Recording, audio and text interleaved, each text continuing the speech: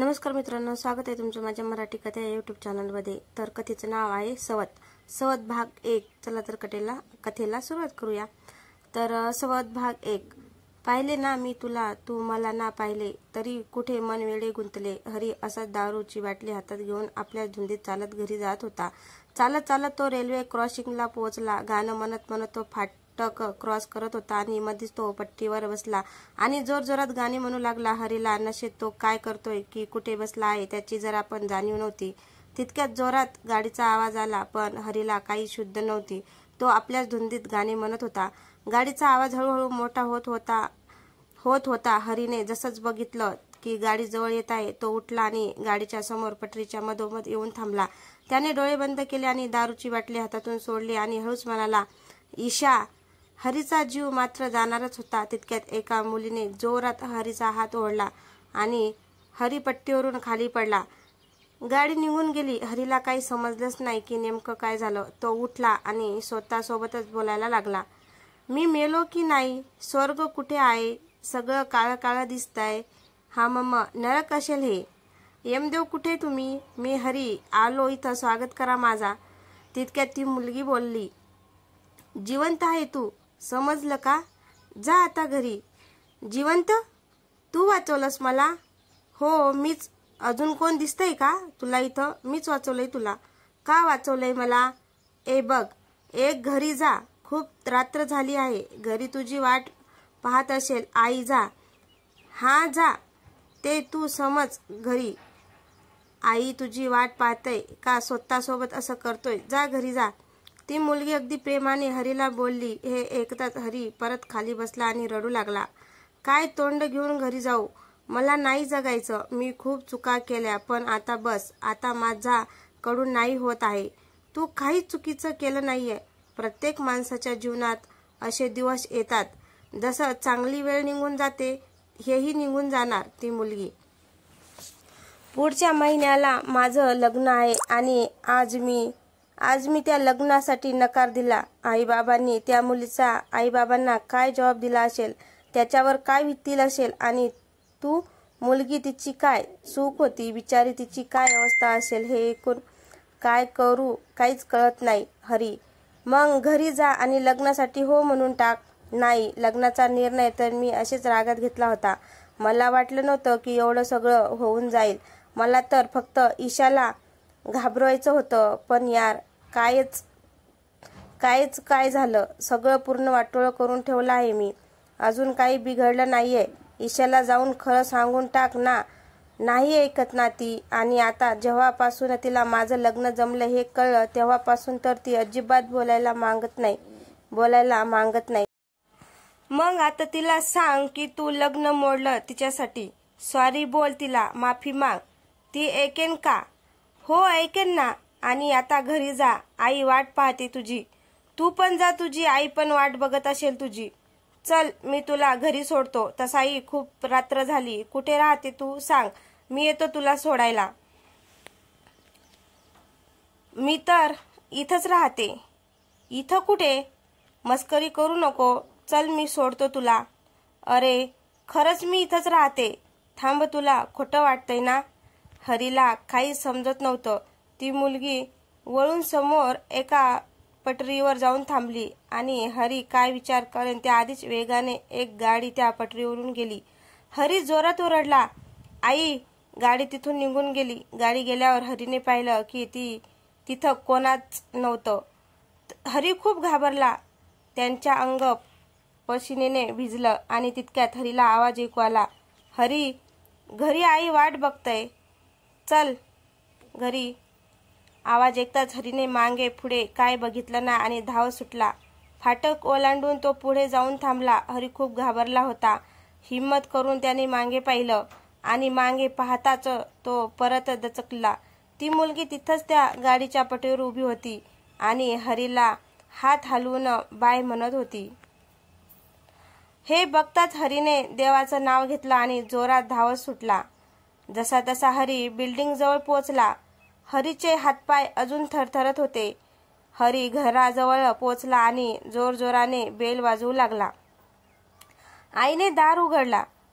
हरी, काय झालं? घाबरलास की काय? श्वास घे आधी, थांब मी बाबांना उठवते. आई नको आई, राहू दे, बाबांना उठवू नकोस, काय नाही झालं, मी ठीक आहे, तू जाऊन झोप. हरीने आरामाचा श्वास घेतला. अरे पण अस्वस्थ बघ तुझी, अरे पण अवस्था बघ तुझी, घामाने भिजला आहेस पूर्ण, काय झालं सांगशील? आई बोललो ना काही नाही झालं, तू जा आणि झोप. हा, आणि बाबांना उठवू नको, सकाळी बोलूया. हरी बेडरूम मध्ये आला आणि बेडरूम मध्ये येताच त्याला गरगरल्यासारखं वाटायला लागलं. हरीच्या नजरेसमोरच सगळं गोल गोल फिरत होतं आणि तो एकदम बेडवर पडला आणि झोपी गेला. अगला स्टेशन डोंबिवली, पुढील स्टेशन डोंबिवली. हरी एक ट्रेनमध्ये दाराच्या जवळ टेकून थांबला होता. गाडी चालू होती. पुढील स्टेशनची अगदी मरणाची गर्दी, थांबायला सुद्धा जागा नव्हती. गाडी स्टेशनवर येऊन थांबली. लोक गाडीतून उतरत होते. त्यात हरीने त्या मुलीला ही उतरताना पाहिलं आणि अचानक हरीला असं वाटलं की जग जणू जागच्या जागेवर थांबला आहे. सगळे आपण आपल्या जागेवर स्तब्ध झाले. हरीने हळूच त्या मुलीला आवाज दिला, ए तू कोण आहेस? हरी. ती मुलगी मागे वळली आणि अचानक सगळं जसं होतं तसं झालं. गाडी परत चालू झाली, पण त्या गाडीत हरी आणि त्या मुलीला सोडून कोणीच नव्हतं. मला नाही ओळखत तू, पण मी ओळखते तुला. कोण आहेस तू? माझा जीव वाचवलास तू. हरी. मी तुझी हो, मी तुझा जीव वाचवला, पण काय तू मला घाबरतोस ना, म्हणून मी जाते. तेवढ्यात गाडी बरोबर त्या फाटकाच्या इथं येऊन थांबली आणि ती मुलगी खाली उतरली. मी आहे, इथंच आहे, तुला जर कुठे नाही भेटली तर इथेच भेटीन मी. आणि हरी एकदम अल्लारामचा आवाज ऐकून उठला. नशीब स्वप्न होतं. हरी हॉलमध्ये येऊन खुर्चीवर बसला. तितक्यात बाबांनी विचारलं, कुठे होतास रात्री? काय झालं होतं रात्री? काही नाही बाबा, सगळं ठीक आहे. हरी. ठीक तर असणारच ना, तुम्हाला कुठे 4 लोकांमध्ये तोंड दाखवायचं असतं? जिम्मेदारी नावाची, शिष्ट नावाची तर वस्तू आहेच नाही ना आपल्यात. काय बाबा? हो माहीत आहे मला, चुकी झाली माझी. बाळा, चूक नाही, खूप मोठी चूक केली आहेस तू. तितक्यात आईने बाबांना मध्येच बोलताना अडवलं. अहो जाऊ द्या ना, चढवा, अजून डोक्यावर चढवा. बाबा रागात उठून निघून गेले. हरी डोक्यावर हात ठेवून तिथंच बसून होता. आई जवळ आली आणि हरीचा हात धरला. बाळा. हात धरताच आई मोठ्याने बोलली, हरी काय झालं तुला? बाळा तुझं अंग तर तापलंय. काय नाही आई, जाऊ दे. जाऊ दे काय जाऊ दे? जाऊन झोप, आज काय कुठे बाहेर जाऊ नकोस, मी डॉक्टरला पण घरी बोलावते. आईने हरीला जबरदस्ती रूममध्ये पाठवला आणि हरी जाऊन झोपला. थोडा वेळ नंतर डॉक्टर आले. त्याने हरीला तपासलं आणि एक इंजेक्शन दिलं. काय नाही, थोडा ताप आहे, बरं होऊन जाईल. डॉक्टर. ठीक आहे डॉक्टर. आई. हरी झोपूनच होता. रात्री तो जेवायलाही नाही उठला. दुसऱ्या दिवशी सकाळी हरी उठला. आता त्याला बरं वाटत होतं. तो ऑफिससाठी तयार झाला होता आणि नाश्ता करून निघाला. खाली उतरताना त्याने घरातून बाहेर निघण्याच्या आधी आईने त्याच्या हातावर एक काळा दोरा बांधला होता आणि हरी निरखून त्या दोरालाच बघत होता. दिवस खूप चांगला गेला. संध्याकाळी घरी येताना हरीने हिम्मत करून ईशाला कॉल केला, पण ईशाने कॉल उचलला नाही. हरी चालत चालत फाटकजवळ पोचला. फाटक पाहताच त्याला परवा रात्री सगळं घडलेलं आठवायला लागलं आणि अचानक त्याच्या फोनची रिंग वाजली. हरीने बघून खुश झाला. ईशाचा फोन होता. हॅलो ईशा. हरीने उत्तर दिलं. कॉल केला होतास ईशा? हो. कशी आहेस? ठीक आहे मी. बर, मग लग्नाची शॉपिंग कशी चालू आहे? कुठलं लग्न ईशा? ते तर मी फक्त तुला घाबरण्यासाठी बोललो होतो. खरं तर असं काहीच नाहीये. मला घाबरण्यासाठी खोटं बोलू शकतोस, पण माझ्या घरी येऊन तू आईबाबांसोबत बोलू नाही ना शकत. बोलतो ना ईशा, तू बोल ना आता. येऊ का? काय यायचं आहे तुला? नको येऊस. काय यायचं आहे तुला? नको येऊस ना. मला गरज नाहीये. मी विसरून गेली तुला. तू पण विसरून जा. परत कधी चुकून पण कॉल करू नकोस मला. ईशा. एकतर ईशाने काहीच ऐकलं नाही आणि फोन ठेवून दिला. हरी एकदम शांत झाला आणि घरी निघून आला. रात्रीची वेळ होती. हरी झोपला होता आणि ईशाचा विचार करत होता. तितक्यात त्याला परवा रात्रीचा किस्सा आठवला. ती मुलगी बोलली होती, अजून काही बिघडलं नाही, ईशाला जाऊन खरं सांगून टाक. हरी स्वतः सोबतच बोलू लागला. नो, ती मुलगी भूत होती, पण तिने माझा जीव वाचवला, मला त्रास नाही दिला. आणि इतकाच नाही, ती बोलली पण मला की ईशाला खरं सांगून टाक. आणि बहुतेक म्हणूनच मी आज हिम्मत केली ईशा सोबत बोलायची. ती कोण आहे यार? तेव्हाच हरीला त्याचं स्वप्न आठवलं. जर कुठे नाही भेटली तर मी इथेच भेटेन. हे आठवताच हरी पटकन उठला आणि फाटकाजवळ गेला. हरीला भीती पण खूप वाटत होती. पण ती मुलगी कोण आहे? तिने हरीला का वाचवलं? हरीला ते माहीत करायचं होतं आणि त्यासाठी त्या मुलीचं भेटणं गरजेचं होतं. हरी फाटक ओलांडून त्या पटरीवर आला आणि इथं तिथं तिला शोधू लागला. पण ती मुलगी हरीला कुठेच दिसत नव्हती. हरी विचारात पडला की नेमकं काय करावं. त्याला भीती पण वाटत होती. रात्रीचा काळोख आणि त्यात रेल्वेचं फाटक. हरीला काहीच सुचत नव्हतं की काय करावं. तेव्हाच तो हळूच बोलला. तू बोलली होतीस ना की भेटशील मला इथं. मी नाही घाबरत तुला, ये समोर. तेव्हाच एक बाजूने हळूच आवाज आला. हरी आवाज ऐकताच दचकला. त्याचे हात थरथरायला लागे. त्याच्या कपाळाला घाम फुटला आणि तो मागे फिरला. मागे फिरताच त्याने पाहिलं की रात्रीच्या काळोखात, जिथं काहीच दिसत नव्हतं अशा गुप्त काळोखात नुसतंच त्या मुलीचा चेहरा उजेड उठून दिसत होतं. जणू कोण भूत नाही पण एक आधी अप्सराच स्वर्गातून खाली उतरली. मग काय बोलली ईशा? ती मुलगी. तुला कसं माहिती मी ईशा सोबत बोललो? हरी. मला माहिती आहे, पण तू हे सांग की काय झालं? मिटला तुमचं भांडण? नाही ना, आता तर खूप रागावली ती. म्हणे फोन पण नको करूस कधी. काय करू काही समजत नाहीये मला. एकतर बाबा नीट बोलत नाहीये, वरून ईशा पण. काय करू काहीच कळत नाहीये. हो, धीर घे, सगळं ठीक होईल. ये बस. हरी त्या मुलीसोबत तिथंच पटरीवर बसला. अच्छा, मला एक सांग, असं काय झालं होतं की तुझं आणि ईशाचं भांडण झालं? जरा मला तुमची स्टोरी सांगशील का? हरी थोडं गालातच हसला आणि बोलला. खूप चांगलं चालू होतं सगळं.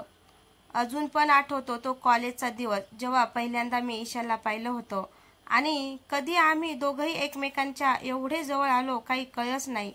बघता बघता कॉलेजचे 3 वर्ष निघून गेले. ती पण जॉबला लागली आणि मी पण. प्रत्येक रविवारी आम्ही ठरवून भेटायचो. मूव्ही डिनरसाठी. खूप मस्त चालू होतं. हरी. मग एवढं चांगलं चालू असताना मग का भांडलास तिच्यासोबत? ती मुलगी. त्या दिवशी मी तिला लग्नासाठी प्रपोज केलं आणि ती म्हणाली की हरी तिच्या आणि ईशाबद्दल त्या मुलीला सांगू लागला. हरी, माझं तुझ्यावर खूप प्रेम आहे, पण मी घरी नाही सांगू शकत. मला भीती वाटते. मला नाही वाटतं की बाबा आपल्या लग्नासाठी परवानगी देतील. प्लीज, जसं चालू आहे तसं चालू दे. ईशा, आज ना उद्या तुला बाबांना सांगावंच लागेल ना. आपण आयुष्यभर तर असं नाही ना जगू शकत. 4 वर्ष झाले आपल्या रिलेशनला. आता आपण पुढचा विचार केला पाहिजे. हरी प्लीज. पण मी कधी पुढचा विचार केलाच नाही. ईशा, तू हे काय बोलते? आज झालंय काय तुला? हरी, प्लीज सीन क्रिएट करू नकोस. प्लीज ईशा, सीन मी नाही, तू क्रिएट करतेस. हरी, माझ्यात हिम्मत नाहीये खरंच, आणि मी त्यासाठी काहीच नाही करू शकत. प्लीज जबरदस्ती करू नकोस. जबरदस्ती जर असंच करायचं होतं तर मग इतके वर्ष का अडकवून ठेवलंस मला? का असे प्रेमाचे स्वप्न दाखवलेस? हरी, ते स्वप्ने मी पण बघितले आहे तुझ्यासोबत, पण तुला ते पूर्ण नाही ना करायचे. हे ऐकून ईशा चूप झाली आणि पुढे काहीच बोलली नाही. हरी पुढे काय बोलला नाही. हरी, पुढे काय बोलला नाही ना, तर ईशा काय बोलली. हरी तसाच तिथून निघून गेला. 2 दिवस निघून गेले. ईशाचा काहीच फोन नाही आला. तेव्हा हरीने समोरून कॉल केला. हॅलो ईशा. बोल. 2 दिवस झाले काहीच कॉल नाही, मेसेज नाही. काय झालं? काय झालं? ठरवून घेतलंस का? ब्रेकअप. इतकं ऐकताच ईशा अगदी रागात बोलली. हो ठरवलंय. तुला वाटतंय ना, तर हो करायचं आहे मला ब्रेकअप. नाही राहायचं मला अशा व्यक्तीसोबत जो मला समजून घेत नाही. इतकं सांगून ईशाने रागात फोन ठेवून दिला. हरीला काहीच कळत नव्हतं की काय चाललंय, पण त्याला इतकी खात्री होती ईशा आता त्याला नाही भेटणार. बघता बघता 1 महिना निघून गेला. हरीने खूप प्रयत्न केला, पण त्याला शेवटी एकच उत्तर मिळालं. हरी तुला कळतं का नाही, मी नाहीये रेडी लग्नासाठी ईशा. मग हे प्रेम, हे सगळं काय टाइमपास होतं? हरी तुला जे समजायचं आहे ते समज. मला फरक पडत नाही ईशा. हरीने यापुढे ईशासोबत बोलण्याचा प्रयत्न पुढे केला नाही. याच मध्ये ईशाने भरपूर प्रयत्न केला हरीसोबत बोलण्याचा, पण हरी नेहमी टाळत गेला. आणि 2 महिन्यानंतर शेवटी हरी ईशाला भेटायला रेडी झाला आणि ते दोघे भेटले. हरी येऊन शांत बसला होता. ईशा सारखं हरीकडे बघत होती. बस ना आता, किती तो राग. सॉरी ना सोना. ईशा माझं लग्न ठरलंय. पुढच्या महिन्याला लग्न आहे माझं. हरी. ईशा हे ऐकून शॉक झाली. पुढे काय बोलावं नेमकं तिला काही कळतच नव्हतं. हरी उठून निघून गेला आणि ईशा तिथेच बसून रडू लागली. वेगाने एक रेलगाडी समोरच्या पटरीवरून गेली आणि हरीच्या डोळ्यातून अश्रू वाहू लागले. ती मुलगी हरीच्या जवळ आली आणि त्याचा हात पकडायला जातच होती. तितक्यात हरी मागे वळला. ती मुलगी मग थोडी मागे झाली आणि बोलली. मग पुढे काय झालं? ती मुलगी. ईशाने मला मनवायचा खूप प्रयत्न केला, पण मी हट्ट पकडून बसलो होतो. प्रेम नेमकं काय आहे ते समजलंच नाही मला. आधी तिची हट्ट पकडून बसली होती आणि जेव्हा तिला समजलं तेव्हा मी हरी. पण शेवटी मी ठरवलं. मला पण करमत नव्हतं, पण हे समजेल मला त्याआधीच मी खूप मोठी चूक करून बसलो होतो. लग्नाची वेळ जवळ आली होती. त्या दिवशी घरी पाहुणे आले होते आणि मी दुपारी घरी पोहोचलो. अरे हरी आलास तू? आई. बघा नवरदेव आला. घरात पाहुणे आले होते. त्यातून काही बायका हसत म्हणाले, बाळा आता थोडे दिवस बाहेर फिरणं बंद कर. लग्नाची वेळ जवळ आली. पाहुण्यातून एक बाई बोलली. कुठे होता? चल पटकन. आई बाबा कुठे? हरी. बाबा आत बसले आहेत. हे बघ हे तुझे बाबा. हे बघ हे तुझे बाबाची आत्या आहे. पाया पड. आई बाबा कुठे? मला भेटायचं आहे त्यांना. हरी. काय झालं? असं का वागतय तू? आई. इथं आहे मी. काय झालं? बाबा आतून बाहेर आले. बाबांना बघून मी थोडं घाबरलो, पण मग हिम्मत करून पुढे जाऊन मी बाबांना सांगून दिलं. बाबा मला लग्न नाही करायचं. हरी.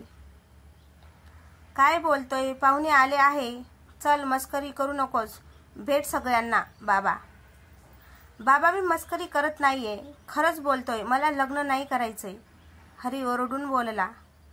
बाबांनी पाठीपुढे काही विचार न करता जोरात मला कानाखाली वाजवली. घरात एकदम शांतता झाली. सगळे माझ्या आणि बाबांसमोर बघत होते. हरी काय बोलतोय हे तू? आई. काय बोलतोय?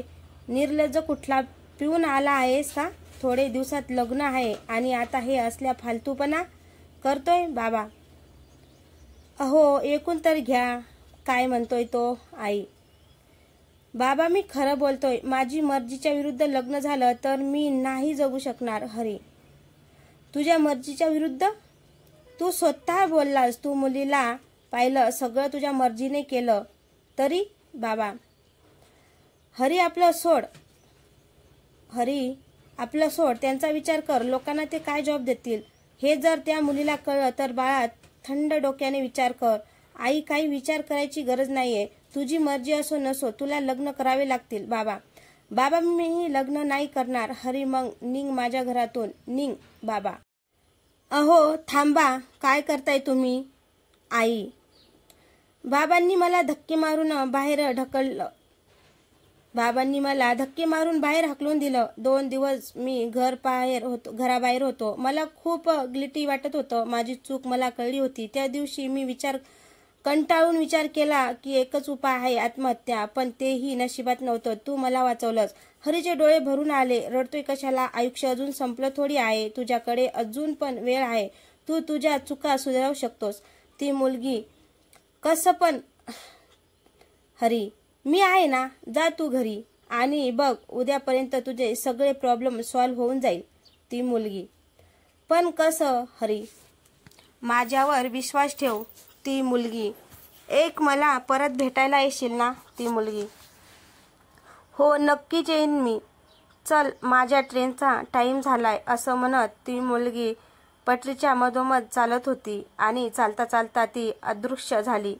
ती मुलगी. हरी एकदम झोपेतून उठला. आज दिवस चांगला जाऊ दे देवा. आज दिवस चांगला जाऊ दे देवा. हरीने असं म्हणत मोबाईल हातात घेतला आणि मोबाईलमध्ये बघताच आनंदाने नाचू लागला. ईशाचा मेसेज आला होता, दुपारी भेट मला. हरीला तेव्हा आठवलं, ती मुलगी बोलली होती, तुझे सगळे प्रॉब्लेम सॉल्व्ह होऊन जातील. हरी गालातल्या गालात हसला आणि लगेच ईशाला भेटण्यासाठी निघाला. हरी ईशाच्या ऑफिस खाली येऊन तिची वाट पाहत होता. 3 तास झाले पण ईशा आलीच नाही. तिचा फोनही लागत नव्हता. हरी सारखा इकडे तिकडे चक्रा मारत बसला होता. तेव्हा त्याची नजर ईशावर पडली. ईशा हरीच्या जवळ येऊन थांबली. दोघेही शांत उभे होते. कोणच एकमेकांसोबत बोलत नव्हतं. कशी आहेस? हरी हळूच बोलला. किती वेळ झाला तुला येऊन? बराच वेळ झाला असेल ना? ॲक्च्युली ते एक मीटिंग होती आणि मी सांगायला विसरली तुला. वरून राग पण नव्हती शेलमध्ये. सो ईशा. वरून रेंज पण नव्हती शेलमध्ये. सो ईशा. हरी फक्त ईशाकडे बघत होता. तो एका शब्दाने काहीच बोलला नाही. कसा आहेस ईशा? ठीक आहे मी. तू बोल, तू कशी आहेस? हरी, मी पण ठीक आहे ईशा. बस ठीक? हरी, हो ठीक ईशा. ईशा, सॉरी, खरंच सॉरी, पण आपण नॉर्मल आधीसारखं नाही का वागू शकत? म्हणजे गेल्या किती महिन्यापासून आपली भेट नाही झाली. वरून ते सगळं लग्नाचा प्रकरण. ईशा, मला काही करून तू हवी आहेस. आय जस्ट लव्ह यू यार. हरीने एका श्वासात मनात जे आलं ते ईशाला बेधडक सांगून टाकलं आणि मग लांब श्वास घेत तो ईशाकडे पाहत होता. ईशा शांत उभी होती. हरीकडे एकटक बघत होती. चुकी तर माझी आहे हरी. मी समजून नाही शकली तुला. पण तू गेल्यानंतर मला कळलं की ईशा. ईशा, सोड ना, जाऊ दे सगळं. हरी, सोना, सॉरी सोना, सॉरी. ईशाने हरीला तिच्या मिठीत घेतलं. लव्ह यू सो मच सोना. ईशा प्रेमाने बोलली. सकाळची संध्याकाळ झाली. वेळ कसा निघून गेला त्यांना कळलंच नाही. आता पुढे काय हरी? ईशा, पुढे काय? चांगला मुहूर्त बघून लग्न करूया. काय म्हणतेस, करशील ना लग्न? हरी, हा, पण घरी? ईशा, बघूया, जे होतं ते चांगल्यासाठी होतं. हरी. हरी शांत झाला. मग एकदम बोलला, ईशा चल. कुठे? चल सांगतो. हरी ईशाला त्याच्या घरी घेऊन आला. घरात जायच्या आधी ईशाने हरीला विचारलं, हरी. हरी. हरीने बेल वाजवली व आईने दार उघडलं. हरी, आत ये आई. हरी ईशाला घेऊन आत आला. नमस्कार आई. ईशा, नमस्कार बाळा. तुम्ही एकत्र काम करता का? आई, नाही, मी. ईशा, आई, बाबा कुठे आहे? हरी, आहेत आतमध्ये. अहो, ऐकता का? जरा बाहेर या. काय झालं? बाबा बाहेर आले. ईशाला बघताच बाबा बोलले, अच्छा, मैत्रीण आली आहे का? हरी, अच्छा, मैत्रीण आली आहे का हरीची? बरं बरं, बसा बसा. ईशाने बाबांना नमस्कार केला. बाबा, मला तुम्हाला काहीतरी सांगायचं आहे. हरी, बोल ना राजा.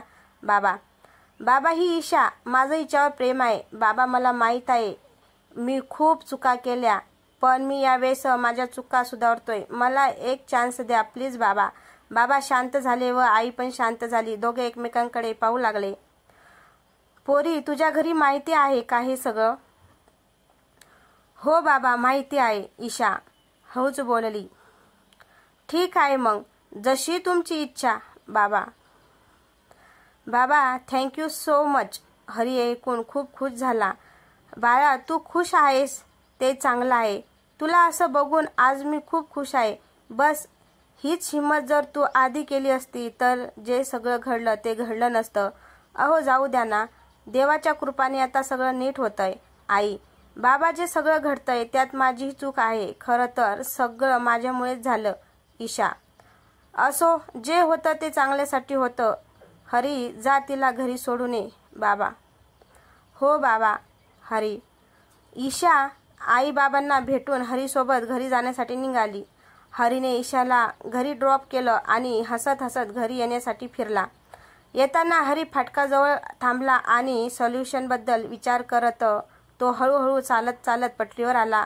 तो सोल्युशनबद्दल विचार करतच होता तितक्यात, अरे आलास, मला वाटलं आता काय तू येणार नाही. ती मुलगी.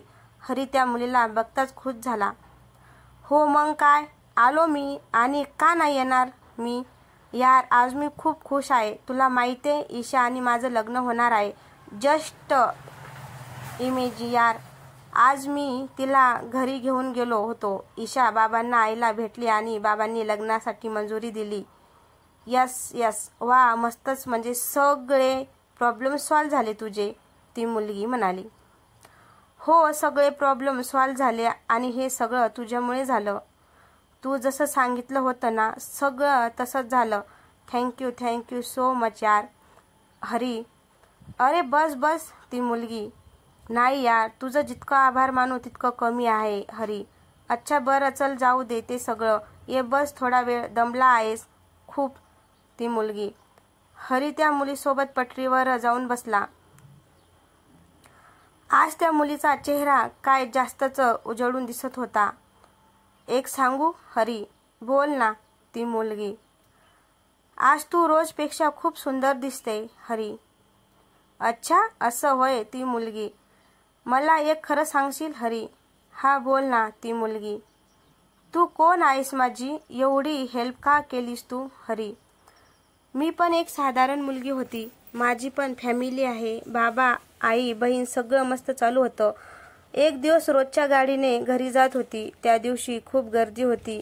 गाडीमध्ये माझा पाय सरकला आणि मी चालत्या गाडीतून पडली. आई बाबा खूप रडले होते. त्या दिवशी मी बघत होती त्यांना रडताना. म्हटलं पण मी त्यांना की रडू नका, पण सोड, जाऊ दे. ती मुलगी बोलता बोलता शांत झाली. आज जर मी इथं जिवंत उभा आहे तर फक्त तुझ्यामुळे, आणि मला ही तुझ्यासाठी काहीतरी करायचं आहे. मला सांग, असं काय करू ज्याने तुला मुक्ती मिळेल? हरी. सांगितलं तरी ते आता शक्य नाही. हरी. असो, माझ्या गाडीचा वेळ झाला, येते मी. ती मुलगी उठून जाऊ लागली तेव्हा अचानक मागे फिरली आणि बोलली, जर तुला माझ्यासाठी काही करायचं आहे तर माझं एक काम करशील? ती मुलगी. हे ऐकून हरी झटकन उठला. हो, मग काय करेन ना तू सांग फक्त काय ते. हरी. पण आधी मला प्रॉमिस कर की ते काम झाल्यानंतर तू मला शोधत इथं परत येणार नाही. ती मुलगी. का असं म्हणते तू? हरी. हो, बघ जर करू शकतो तर. ती मुलगी. हरीने थोडा विचार केला आणि मग बोलला, ठीक आहे, नाही येणार मी, पण तुला कधी विसरणार नाही मी. माझ्या हृदयात नेहमी तुझी वेगळी जागा राहणार. हरी. त्या मुलीने हरीच्या डोळ्यात अगदी प्रेमानं बघितलं आणि मग बोलली, तू इन्शुरन्स ऑफिसमध्ये काम करतो ना? हो. मी माझ्या नावावर इन्शुरन्स पॉलिसी काढली होती, पण ती अजून बाबांना भेटली नाहीये. बस तेवढी एक मदत कर. बाबा माझे खूप अडचणीत आहेत. ती मुलगी. बस एवढंच? जितकं होईल तितकं लवकर घरी चेक पाठवून देणार मी, काळजी करू नकोस. बरं, या निमित्ताने तुझं नाव तरी कळेल आज मला. संध्या. ती मुलगी. म्हणजेच ही आपली शेवटची भेट आहे? हरी. हो, पण घाबरू नकोस, मी आहे तुझ्यासोबत. संध्या. असं का झालं? हरी. संध्या हरीकडे बघून हसली आणि बोलली, उत्तर लवकर भेटेल. इतकं सांगता संध्या पुढे चालू लागली आणि चालता चालता ती अदृश्य झाली. हरीला काहीच कळलं नाही की संध्या असं का बोलली. हरी हळू स्वरात प्रेमाने बोलला, संध्या. सकाळी हरी उठल्याप्रमाणे लवकर ऑफिसला गेला आणि संध्याची फाईल त्याने मागून घेतली आणि त्यावर कामाची सुरुवात केली. सगळं करता करता दुपार झाली तेव्हाच हरीच्या मोबाईलची रिंग वाजली. ईशाचा फोन होता. हॅलो, बोल. बिझी आहेस का? ईशा. हो, थोडं. काय झालं, बोल ना. काही नाही, तुझ्या ऑफिसच्या खाली उभी होती. फ्री असाल तर कॉफी प्यायला जाऊया. ईशा. बरं ठीक आहे, येतो मी 10 मिनिटात. हरी. ईशा हरीला कॉफी हाऊसमध्ये घेऊन आली. दोघे पण बसले होते तेव्हाच ईशाने विचारलं, हरी काय झालं, तू इतका शांत का आहेस? हरी बोलला, काही नाही, शांत कुठे मी. अच्छा, बरं. ईशा, एक विचारू? अचानक मध्ये काल खूप काय घडलं ना. अच्छा, बरं आठवलं. काल तू बोललीस की तुझ्या घरी माहिती आहे. हे कधी झालं? ईशा थोडी लाजली आणि बोलली, परवा जेव्हा तुझा कॉल मी कट केला आहे. आई मागे उभी होती. आईने आपलं बोलणं फोनवरच ऐकलं. मग जेव्हा आईने मला विचारलं तेव्हा मी सगळं आईला सांगितलं. तुला माहिती आहे, आई सगळं ऐकून खूप इम्प्रेस झाली. आईने शेवटी आईच्या बोलण्यावर मी तुला हिम्मत करून मेसेज केला आणि भेटली. ईशा. संध्या. हरी मध्येच बोलला. ईशा काय बोलते त्यावर हरीचं लक्ष नव्हतं.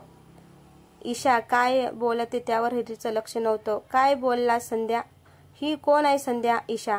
काही नाही ईशा, मला एक अर्जंट काम आहे, मी निघतो. संध्याकाळी भेटूया. हरी तिथून उठून निघून गेला.